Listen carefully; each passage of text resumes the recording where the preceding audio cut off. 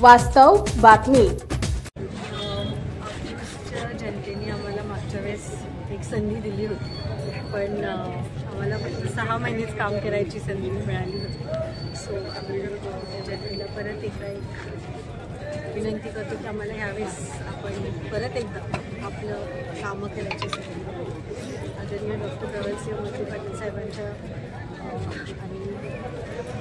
नेतृत्वाखाली आम्ही सगळ्यांनी मागच्या वेळेसही काम केलं होतं। ह्यावेळेस आम्हाला आदरणीय अजित पवार साहेब या राज्याचे जे मुख्यमंत्री आहेत त्यांचं नेतृत्व लाभलेलं आहे आणि त्यांची काम करायची पद्धत जनसेवेची पद्धत खूप मिळते जुळते आणि त्यामुळे आम्हाला खात्री आहे की आम्हाला छान काम करता येईल। म्हणून मी आमचं पूर्ण पॅनलच्या वतीने अकलूजच्या जनतेला विनंती करते की आपण आम्हाला ह्यावेळेस काम करायचे। प्रथमच एवढ्या चुरशीचे मतदान पार पडतं, त्याविषयी काय सांगायचं? चुरस निर्माण झाली मतदानात, तिरंगी लढत होती।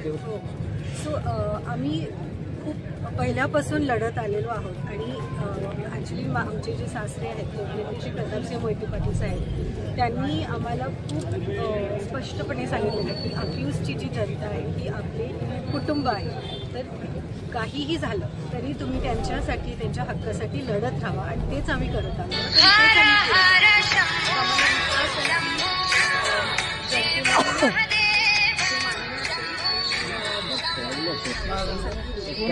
भाजपकडून असे टॅगलाईन वापरली जाते की भारतीय जनता किंवा या अकलूजमध्ये दहशत आहे, नेमकी अकलूजमध्ये दहशत आहे का?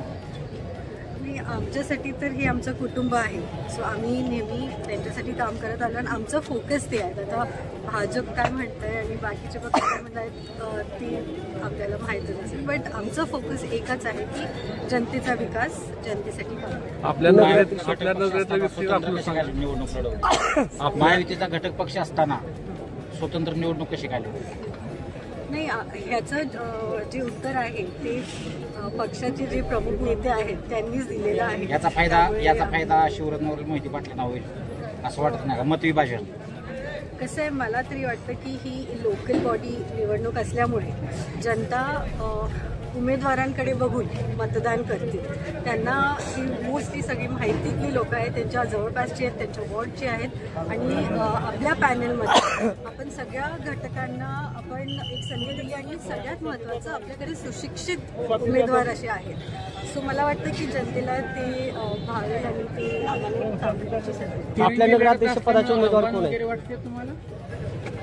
नाही, आमच्यासाठी लढाई ही नेहमीच होती, म्हणजे असं कोण पुढं होतं हे न बघता आम्ही आमच्या कामावर फोकस नेहमी ठेवलेला आहे। आमचं गोल क्लिअर आहे, त्यामुळे समोर कोण आपल्या नगराध्यक्ष पदाचा उमेदवार कोण आहे? आमच्या नगर अध्यक्षपदाचे उमेदवार ॲडव्होकेट देवयानी रास्ते आहेत।